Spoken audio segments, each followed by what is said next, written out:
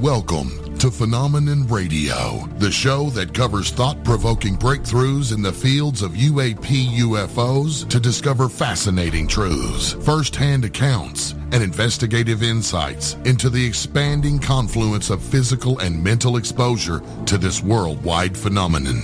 Hosted by Emmy award-winning investigative journalists, Earth Files reporter and editor, Linda Moulton Howe, and world-renowned experiencer of the 1980 Rendlesham-Bentwaters incident, John Burroughs. And now, leading off tonight's program, here's Linda Moulton Howe.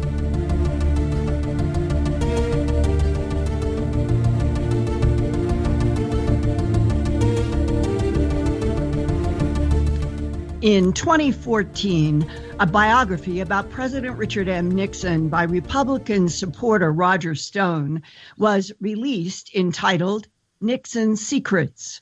Stone wrote, quote, "When Nixon was being faced with the idea of not getting a pardon, he said, 'Good, let them do it. I'll take down Helms, Ford, and the whole government,'" close quote. Perhaps the answer to what Nixon meant is in recent news reports by dark journalist Daniel Listz in his exclusive February 14th, 2018 interview with Robert Merritt, who worked secretly as a spy and intelligence operative for President Nixon. Mr. Merritt has been diagnosed with terminal cancer and reached out to Daniel Listz for a kind of deathbed confession about President Nixon handwriting a letter to the American people about, quote, "an advanced being from outer space," close quote, that worked with our government. Robert Merritt says the president read his handwritten letter to him in a meeting below the White House, underground, at 3:00 in the morning after the June 1972 Watergate break-in that would destroy Nixon's administration. That letter, Merritt understood, was to be a kind of time capsule that the president would place in a secret White House spot known only to Nixon, his Secretary of State, Henry Kissinger, and Robert Merritt. Now let's go forward a decade after Nixon's resignation to the summer of 1983. Connecticut police officer Larry Fawcett and I were dinner guests in Los Angeles at the home of Bob and Margaret Emenegger. Larry headed Citizens Against UFO Secrecy, known as CAUSE, and was working on a book with UFO investigator Barry Greenwood that would come out in 1984 entitled Clear Intent, The Government Cover-Up of the UFO Experience. The subjects were UFO intrusions at our Minuteman nuclear missile sites and military bases, such as RAF Bentwaters Woodbridge in December of 1980. I was in Los Angeles working on an hour documentary for Home Box Office with the working title UFOs, The ET Factor. Larry and I wanted to talk with Bob Emenegger about the same question that would be on the Clear Intent hardcover book. What does the government know about UFOs, and why won't it tell us? Bob Emenegger was the writer with producer Alan Sandler of a 1974 book and TV documentary entitled UFOs, Past, Present, and Future. The book had a sketch of a non-human and an egg-shaped disc that allegedly landed near Holloman Air Force Base in New Mexico on April 25, 1964, in a secret meeting between non-humans and our military and a scientist. During that 1983 dinner, Bob Emenegger suggested that valuable subjects to study to help understand the UFO phenomenon would be Akkadian, Assyrian, and Babylonian histories of ancient Mesopotamia. He also got up from the table and walked to a file cabinet, asking Larry and me to join him. Emenegger pulled out a file and showed us a typed letter addressed to Bob from Richard M. Nixon with the embossed White House seal at the top. The handwritten signature was from Nixon, Emenegger pointed out the words in the letter, "Thank you for your discretion on the sensitive matter." Bob told us the sensitive matter was the 1974 TV documentary and book, UFOs, Past, Present, and Future. 15 years later, in June 1998, I would be on a secret trip to Florida to audio tape a whistleblower I called Cooper Stein, who worked on CIA investigations from 1957 to 1960 about UFOs and ETs. On more than a dozen audio tapes, I recorded Cooper. Eventually, in 2008, I produced a 20-part series of Earth Files reports entitled Army CIA Unit Studied the Real UFO Blue Book Cases. You can read all of those at my news website, earthfiles.com. Cooper Stein said he and his Langley CIA boss, Anthony Barden, personally briefed President Eisenhower and Vice President Richard Nixon about UFOs and ETs in 1958 to 1960 before John F. Kennedy was elected president after Eisenhower. So Nixon was exposed to top secret files about UFOs and ETs, both as vice president from 1953 to 1961, and later as president from 1969 to 1974 and the forced resignation. Nixon was the first U.S. president to resign under disgrace after the 1972 Watergate break-in planned and executed by G. Gordon Liddy and E. Howard Hunt at Nixon's request. According to recent testimony by attorney Douglas Caddy, who helped E. Howard Hunt, JFK was assassinated by the CIA because he wanted to open for the world the secret UFO files controlled by the CIA. JFK also wanted to work with Russia in a joint mission to the moon. What was not known in the summer of 1972 was that President Nixon had organized a secret White House intelligence unit called the Houston Plan. Nixon's goal was to replace the CIA and FBI. He wanted to run intelligence operations on his political enemies and others directly from the White House. One of President Nixon's hand-picked covert agents at the heart of the Houston Plan was a young man named Robert Merritt. Robert Merritt was born in West Virginia on June 27, 1944.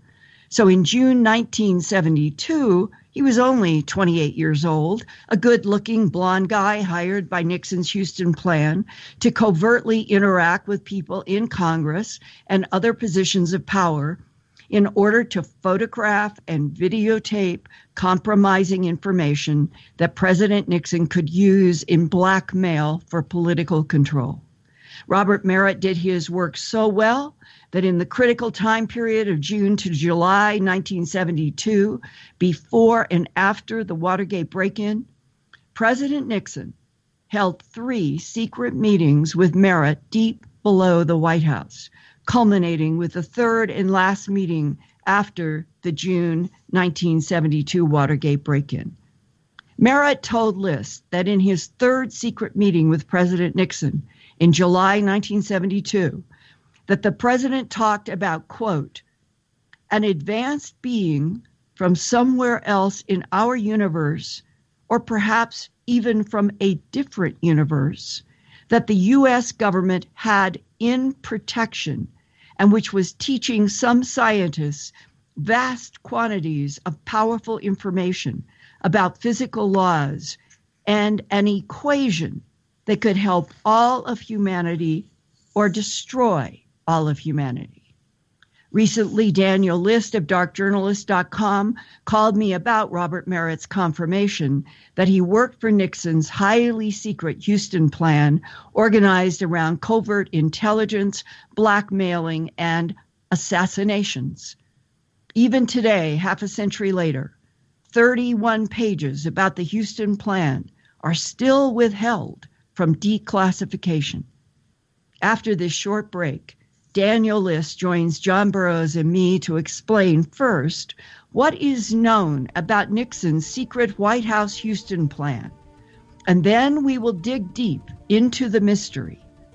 Did President Richard Nixon handwrite a letter to the American people about an advanced being from outer space working with our government that is still waiting to be found in the White House and finally shared with Americans?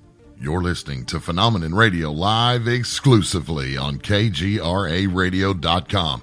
Tonight's very special and honored guest, Daniel Listz, will rejoin the show right after these messages. Don't go anywhere.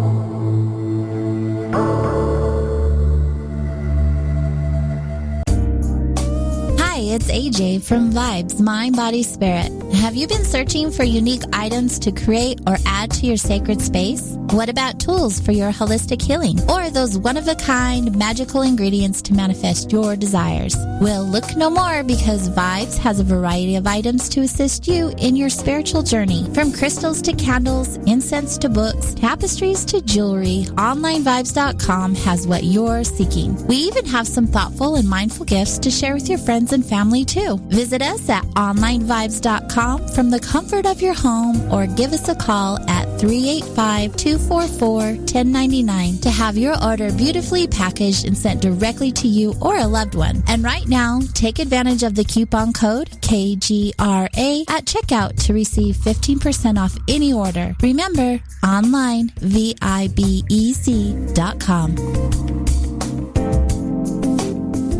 Hi, honey, I'm home. You're late, mister. I know. I totally lost track of time watching UFO TV at Bob's. Bob went to Amazon Prime, typed in one word, 5 letters, UFO TV, and then bam, this huge selection of movies popped up. UFOs, Forbidden Archaeology, Suppressed Science, Nikola Tesla, David Icke, and they add new films every week. I guess that means we're getting UFO TV. UFO TV is now streaming on Amazon Prime. Look for new films every week. Limited releases also on iTunes.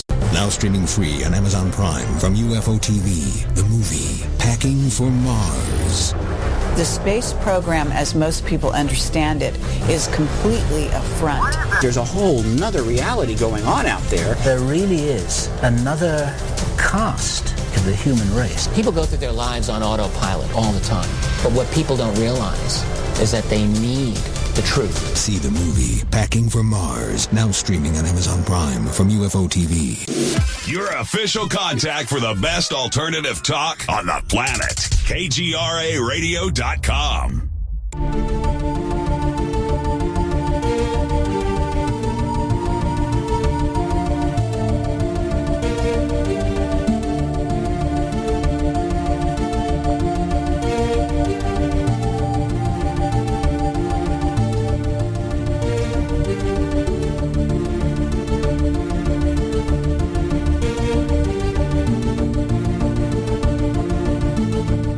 You're locked in to the one and only Phenomenon Radio Live, and it's aired every Thursday night at 8 p.m. Eastern exclusively on KGRAradio.com.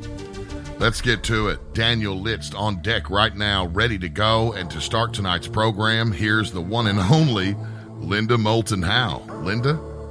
Thanks, Race. And Daniel, welcome back to Phenomenon Radio, and especially with this intriguing time capsule letter that Nixon may have placed somewhere secretly in the White House, and that we have a kind of a detective story that is building here about where it might be. When might you and I and others have access to seeing what it actually says, sharing it with the American people?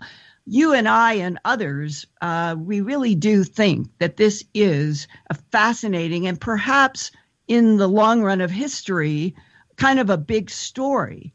But nobody can understand why the messenger, Robert Merritt, would have had any reason whatsoever to have had 3 secret meetings with the President of the United States deep underground in a room that none of us have ever heard about before to talk about a advanced being, and that this would never have happened if Robert Merritt weren't the key figure in the very strange HUSTON, Houston plan that was hatched in the White House by Nixon and his colleagues.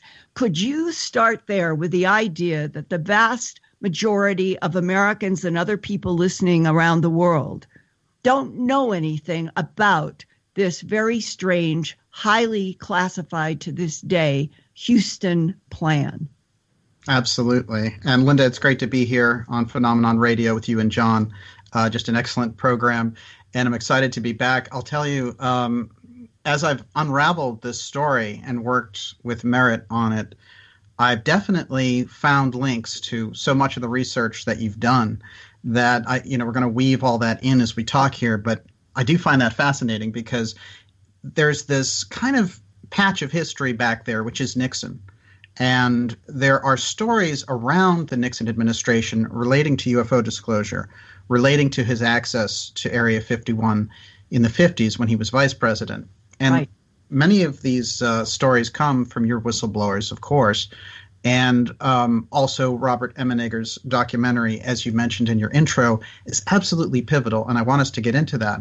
But if we're going to understand Merritt and how he got access and how Nixon trusted him with this incredible national security secret about placing a time capsule in the White House relating to UFO disclosure, about the UFO file and the access that they had with scientists at Los Alamos, to the alien and exactly what went on there, and why Robert Merritt, who is known well for Watergate, and he's known for having been involved as a confidential informant and worked for these different agencies and different FOIA requests, and books that have studied Watergate and the mystery behind some of the deeper revelations have certainly cited him. For example, Jim Hogan's book in 1984, which was a big breakthrough around Watergate at the time, called Secret Agenda, refers to Merritt. There are newsletters and newspapers that refer to Merritt in the late 70s also as a confidential informant, as an FBI informant who's come forward and had a great role related to all the shenanigans going on around Watergate. So the trail through history of Merritt, this is not somebody who, and I want to emphasize that about Merritt, he's not somebody who just showed up on the scene with a wild story.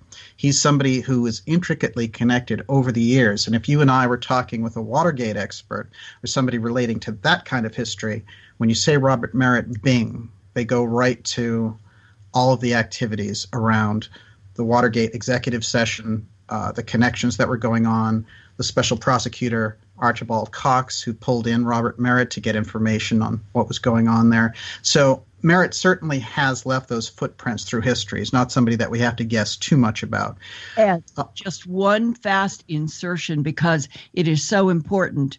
He himself describes himself as someone who assassinated multiple times for the President of the United States, and who was intimately involved in, shall we say, sexual contexts. Oh, yeah, absolutely. In order to do blackmail. This is a man who up front, he does not sugarcoat one whit what he did and doesn't apologize for carrying out. And this is the other important piece. Everything he was doing was at the request of the President of the United States.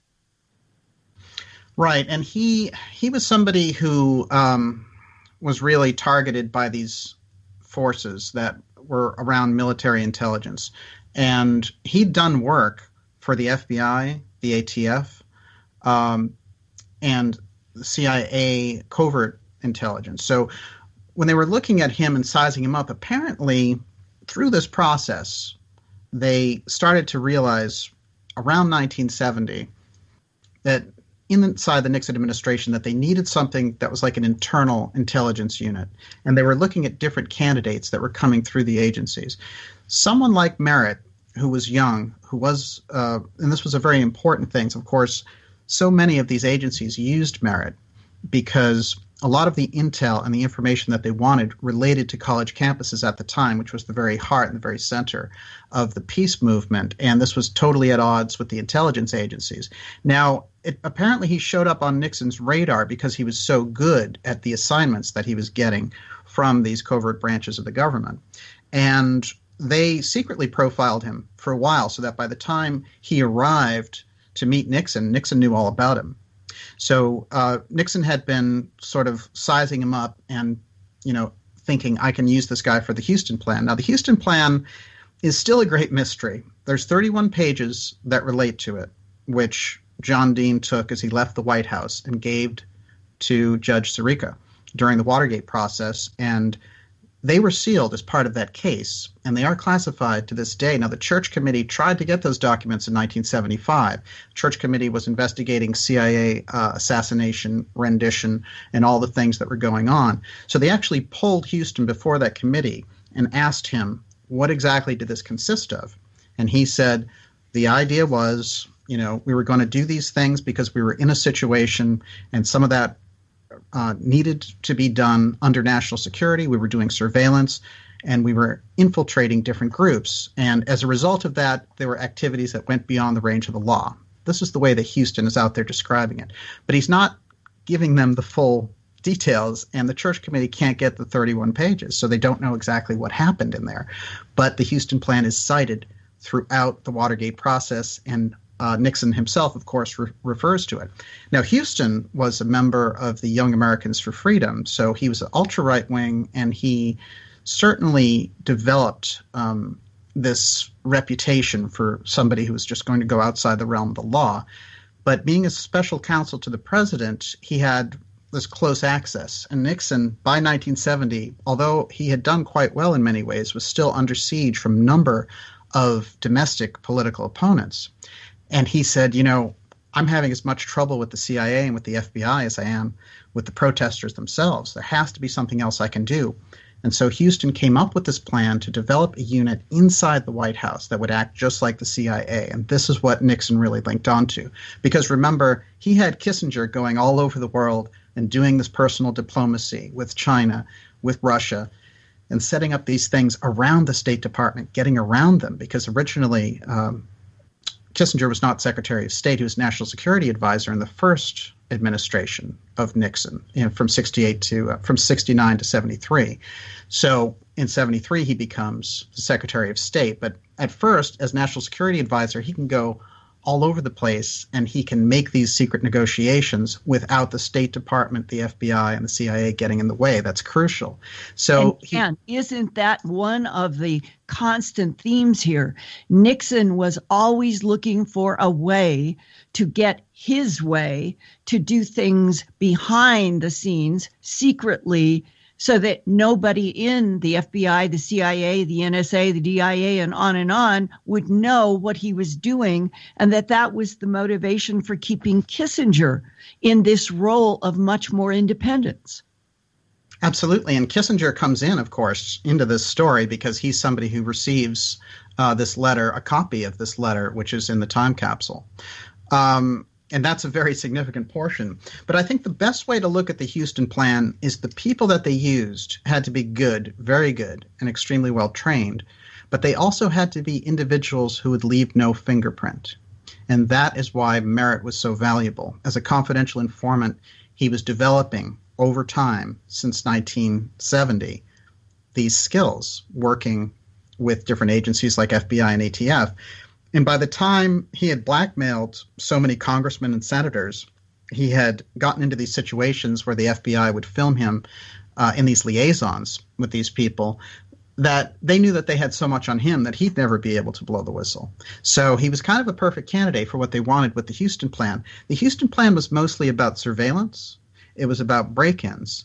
And it was about people who could operate under the radar and beneath the law. Now, the interesting thing is, E. Howard Hunt and the Plumbers Unit would take that to the ultimate level with some of their activities, and they got caught. But the activities of the Houston Plan are very much related to it. and it's kind of like the first version.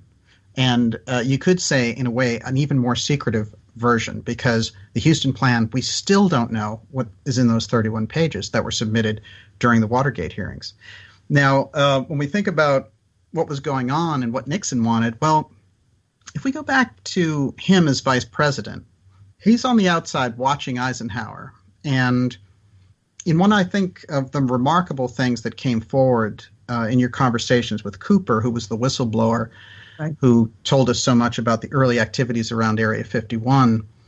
When he sits in those meetings, and when he meets with Nixon and with Eisenhower, at a certain point, Eisenhower asks him to deliver that message. And the message was, because he wasn't getting any response from the CIA about what the progress report was on the whole, alien factor and the whole idea around sort of what are we doing with these craft, what's going on with those black programs, and he's not getting these updates. I think that's fascinating because Nixon becomes a very important person at that point because he starts to directly liaison with the CIA Project Blue Book people. Right. And that's crucial because then he sort of would have some ownership of this factor, and he knew how important it was. So that when we get into this period of the early 70s and we start to learn things like the Robert Emenegger documentary being funded by the Nixon administration, and that he's pushing this idea forward, it's very interesting because, of course, Project Blue Book ends on his watch. 1969, it's over.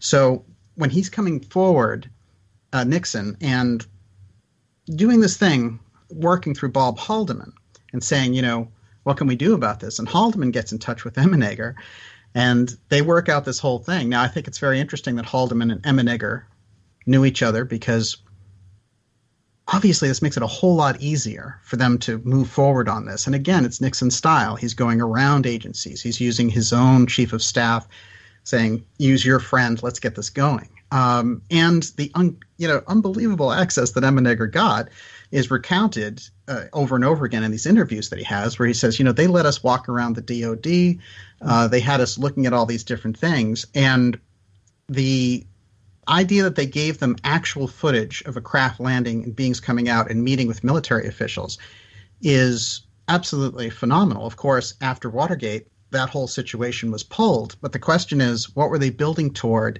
there in the Nixon administration? And this is where we get into Merritt and the time capsule, because... And let's make a clarification here that Emenegger and Sandler have both told me that it was described to them and they got to see some of the film apparently in Los Angeles, and that they were counting on a General Weinbrenner in the Pentagon to be their ally and be the one who would put the stamp on the approval that for UFOs, past, present, and future, that they were going to get either all or a portion of 5,000 or 6,000 feet of film that was allegedly filmed from helicopters and on the ground of this meeting between the Eben types, another type, our people, and that this film was going to be the big break in the cover-up. Right. Now, why I'm stressing this is that Weinbrenner, being a general, Alan Sandler, by his own admission, was working for the CIA. Mm-hmm. Robert Emenegger is his writer. They're working on this in 72, or possibly as early as 71, up through the release in 74. That is exactly the time period where Richard Nixon is developing the Houston Plan, Robert Merritt, and he ends up after Watergate in that third meeting talking about an advanced being that is helping the government. Right, exactly. Now, and this General Weinbrenner, he had approved all the way up to the final edit. They were waiting. It was the last piece of footage. And Bob Emenegger still gets mad to this day when he says they got that phone call and that the permission had been rescinded. Why? Why? Keep this on our chess game. Why did the Pentagon, with Nixon as president, and everybody in collaboration, why would it have been pulled at some general level? And why I'm raising all this is, who was fighting who? Mm-hmm. Was it behind the scenes that the CIA so angry? JFK, Nixon, and was it that the CIA somehow intervened yet again, and that they had their thumb over General Weinbrenner in the Pentagon, who wanted to give this footage out? How many turf wars? How big is this war in the Pentagon? Well, it's fascinating because, of course, the battle between the presidency and the CIA around the UFO file goes on. It counts all the way from Truman all the way through the Clinton administration, I would say. And certainly now, I think it's gone even outside the realm of presidential control even further. But if you look at this, it's an incredible dance that goes on, because Kennedy, obviously, as soon as he gets into office, he learns from Eisenhower, look, the black projects and the information around the UFO file is completely in the hands of this deep intelligence wing. You've got to work to get it back. Kennedy gets in and he tries a number of unusual things to get that power back. And of course, culminates in writing these memos both to NASA and to the CIA saying we need to share this information with the Soviet Union. Now, the reason that that is significant in light of what Douglas Caddy said, who was the Watergate lawyer, who was also E. Howard Hunt's lawyer, and Hunt was the CIA super spy, is that Hunt said to him, the reason John Kennedy was killed was because he was trying to give away our most vital national secret, which was the alien presence. Now, that's significant in the context of this whole conversation, because that was the battle taking place in 1963. When we move it up, Nixon is actually facing a similar battle. Mm-hmm. And he also wants to get around the CIA, and he also has the knowledge around the UFO file. He may have even had more knowledge than Kennedy, because, of course, these meetings where your whistleblower Cooper talks about 1958 briefing him about the fact that they had a gray there at Area 51 along with all this wreckage. Now, I do feel that we can connect these dots with the meetings of Merritt and Nixon at the White House. First of all, the 3 meetings that Merritt had with Nixon at the White House have never been disclosed anywhere. So this is completely new information and a completely new source of information around it, 1. 2, Merritt has the background, being part of the Houston plan. His FOIA trail, the trail of him in documents, the trail of him in books is discernible. It's not something we need to guess at. He certainly was around the Nixon administration. He certainly was working in this role of doing these jobs, these kind of like intelligence jobs that you could say that they required a high level of security regardless of the nature of them, whether they were, being a courier, whether it was setting somebody up, whatever it was, he absolutely had to leave no fingerprints. So he had to be a kind of, I often say that his story is a mix of like James Bond on one side and Kathy O'Brien on the other, because Kathy O'Brien talked a lot about being this human recorder when people would say these things to her in government circles. And she's another whistleblower that came out. They would say these things to her, and then she would have to sit down in a meeting and then recite everything. So her memory had to be really good. And of course, Merritt's memory had to be excellent as well. They're called human tape recorders, and they are trained specifically by the CIA, DIA, NSA. I have talked with a couple, and it is amazing when they demonstrate how they can repeat back everything you've said for 2 minutes. That's pretty amazing. I was actually very impressed with Merritt's memory going back to 1972. It seemed remarkable. But the way it worked was very interesting because, of course, they left him in the dark about so many things.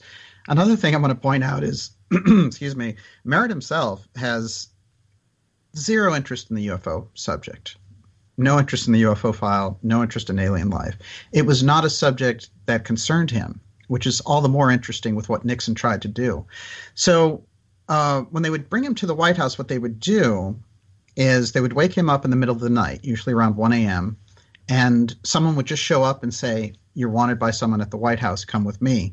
And that was it. No other information. And they wouldn't talk to him during the ride. And then they would take him there to the White House and bring him to an unusual part where this elevator would take him down very far beneath the White House. And then they'd walk down a long corridor. And then in that office would be Nixon sitting there wide awake, 1 o'clock in the morning, ready to talk about all these Houston plant assignments. Interestingly enough, in Bob Haldeman's wife, in her biography, which I read, she talked a lot about how Nixon would call Haldeman, his chief of staff, in the middle of the night at all hours and say, you have to come down to the White House. I need to talk to you. I have this thing on my mind. And Nixon actually had been treated since the 50s for insomnia. And they try to keep this out because he was seeing a psychiatrist about it. But he had this kind of mind that was working all the time. So these late night meetings fit right in with that. And when I was reading her book, I said, this is interesting when you put it together with Merritt's story, because these meetings beneath the White House during these twilight hours are just fascinating. So, and that third one was at 3 a.m. Yes, exactly. So this is after Watergate, and I think it's the most crucial meeting because, of course, the first two are interesting, but the third one is where Nixon tells him about the time capsule, tells him about the alien presence, tells him about the UFO file.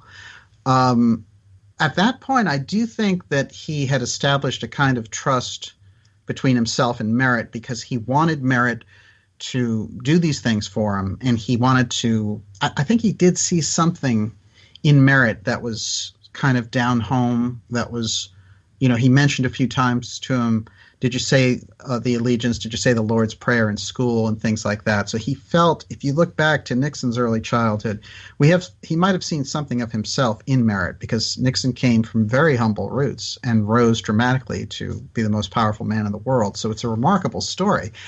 There's also the possibility that he's sort of sweetening up Merritt because he needs him to do all these things. And so Nixon had a way with people. There's no question about it. But in the third meeting, it's a different Nixon that he meets because Watergate has already taken place. And this is in July of 1972. And Nixon is there this time when Merritt shows up. And Nixon tells the Secret Service people to go away. And they're just there, the two of them. And Nixon is really quiet for a long time, and Merritt realizes that he's crying. And he basically realizes he's smart enough to figure out that eventually this is going to take down his entire administration. And he asks him not to ask any questions, but that he's going to read a letter aloud to him. And the letter is a message to the American people. And it's about a 5-page letter, and Nixon reads it from beginning to end. And Merritt is sitting there the whole time. But inside the letter is this mention of this being that fell into their laps, who came from what they thought was maybe even a different universe. And they learned to communicate with it through the Los Alamos scientists over a long period of time, 20 years, and that they had gained this formula which would give them energy independence and would make them, anyone who had this formula would be a nation that could rule the world. And this is the way he's saying it in the letter. So at a certain point, he muses, he's pretty upset through most of the process, but at the end of the meeting, he muses to Merritt that he will be remembered because this is going to be something that the American people will always remember, because this breakthrough that occurred with the being is something that is going to have an impact that will be worldwide, even if it takes decades to happen. So then he says, I put aside this letter in the White House as a time capsule, and it's a message to the American people, and it will be discovered. And then, in their conversation, during the course of the conversation, Merritt says, well, am I supposed to reveal this at some point? And Nixon says, if you feel the time is right, you can release it. You can say it. He said, but it's going to be discovered. You're not even going to have to worry about it. Now, I find that fascinating because, of course, Merritt knows where this time capsule is. But when I asked him, do you honestly think it's still there some over 45 years later? He was absolutely confident that it's still there inside the White House. And we've had all of this feedback from our Doing Coast, in which people are guessing where it could be. And one of most, I will say the most frequently guessed, is an old 100-year-old painting of George Washington on a wall that is supposed to be so sacrosanct, and that Nixon might know that. Nixon might have put it behind one of the oldest paintings, assuming that no one would move it. It's true. It's true. And I found that was particularly interesting. There are a number of things. The only thing I can tell you that Merritt told me is that it was hidden in plain sight, which I think is pretty significant when you think about it. But let's think about this time capsule concept and where Nixon would be going with this. Now, when I was doing some research around Nixon and time capsules generally, I came across a biography of Nixon with vice president to President Eisenhower. And it was by Irwin Gelman, and it was fascinating. There was another one also by Evan Thomas that covered this.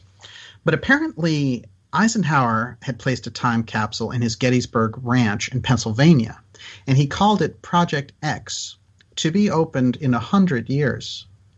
Now, X, of course, was interesting because I remember that Merritt, when he was talking about what Nixon said to him about where the being was from, Nixon had said Planet X. Now, this was fascinating to me for a lot of reasons, because X was something that was theorized in the 1880s and 1890s. Eventually, it became, in 1976, with Zecharia Sitchin, merged with this concept of Nibiru, which is a planet that comes in to our solar system at a certain period of time and leaves a lot of havoc, but that beings from that planet could visit us when it was in a closer orbit.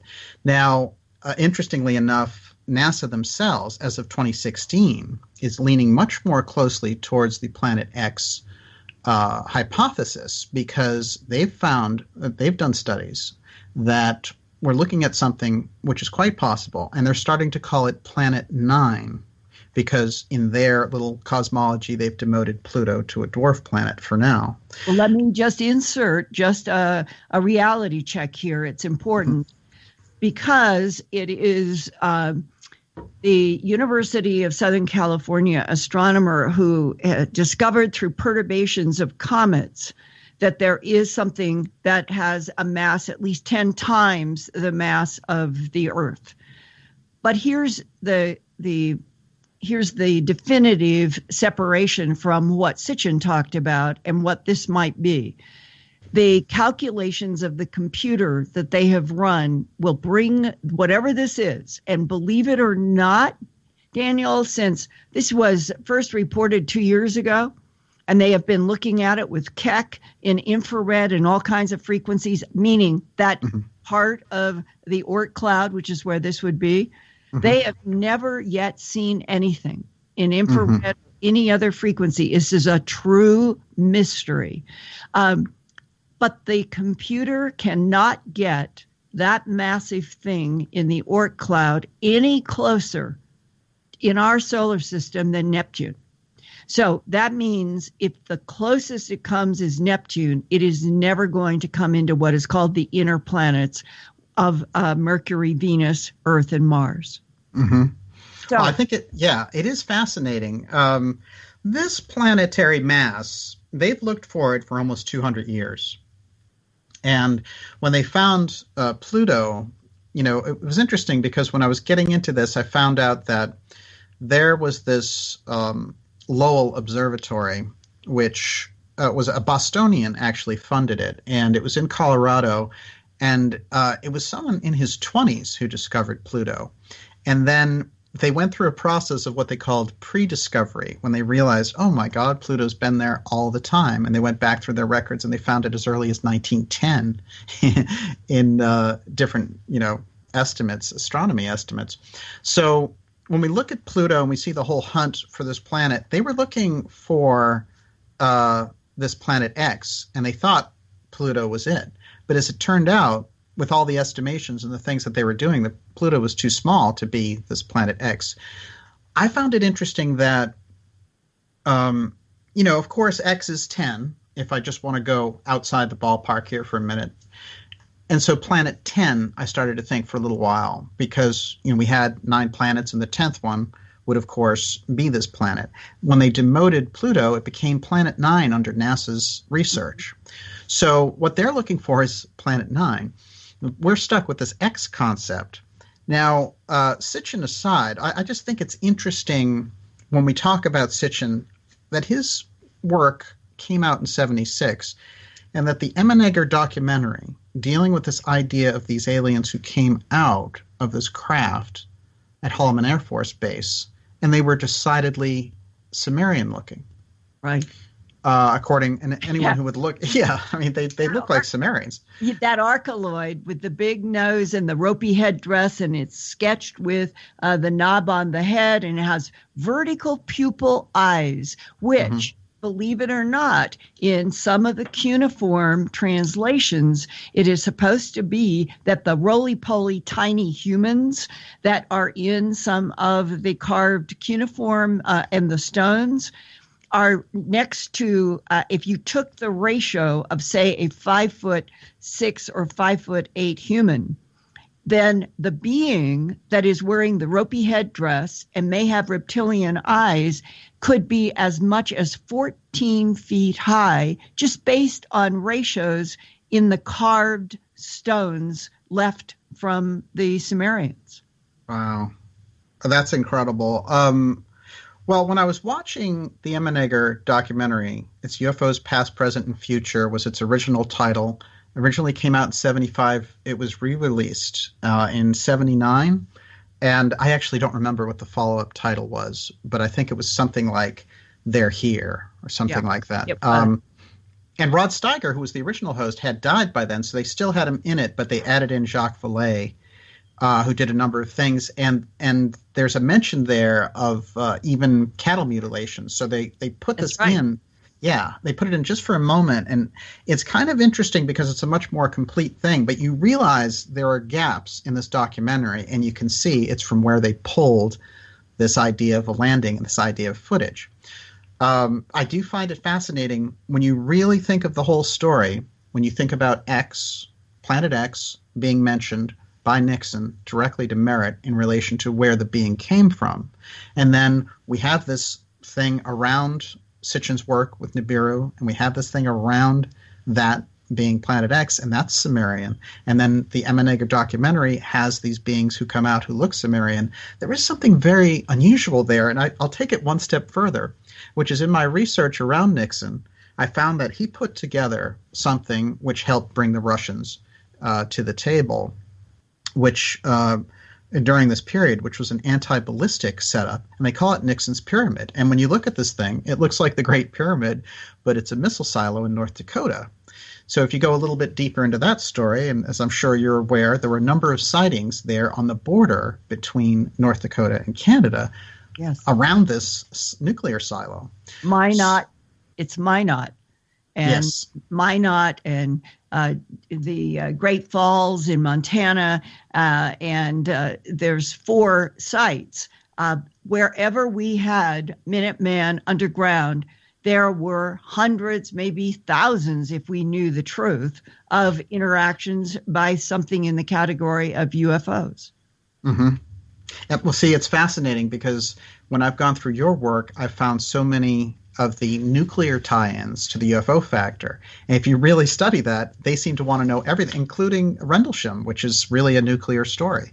Right. And what they wanted, as Bob Salas, when he first came to me before he had ever done the book or been on the report, he and I spent an entire day talking in California, and he was telling me everything that had happened when he was 80 feet underground.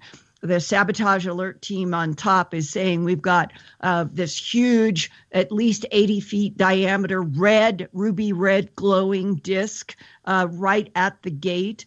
And this was the famous Kilo where they had intrusions that took the missile down every 10 seconds or something. And Boeing said it was impossible. It couldn't have happened, and yet it did. And so Salas was telling me about all of the many, many UFO intrusion stories. And he said, and let me tell you, it's very clear to government insiders that we're dealing with intelligences who are making it very clear. We don't want you to do anything with splitting the atom. We don't want you to drop any more atomic bombs or hydrogen bombs. And that the reason was because you don't realize that when you open up the atom, you are blasting into other dimensions that you know nothing about. And we cannot allow that to occur.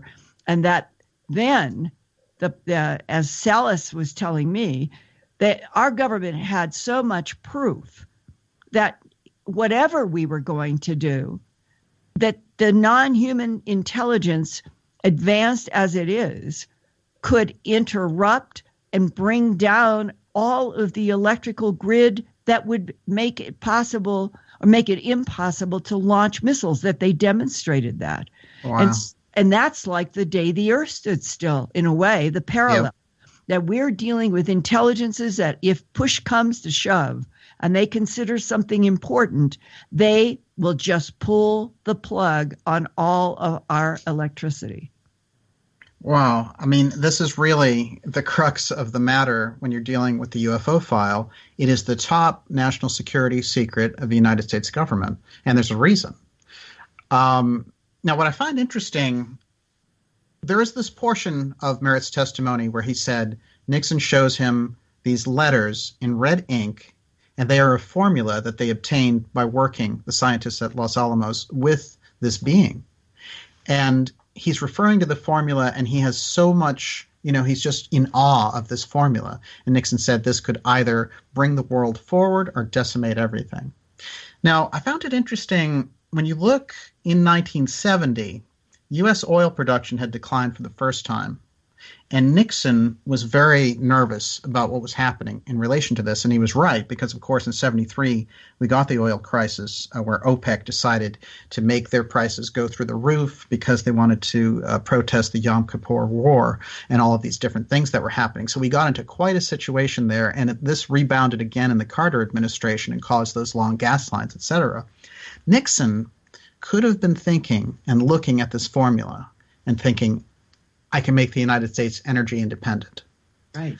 I think this is a crucial factor because if you go back there and look at this, he sends his ambassador in 1970 to Saudi Arabia.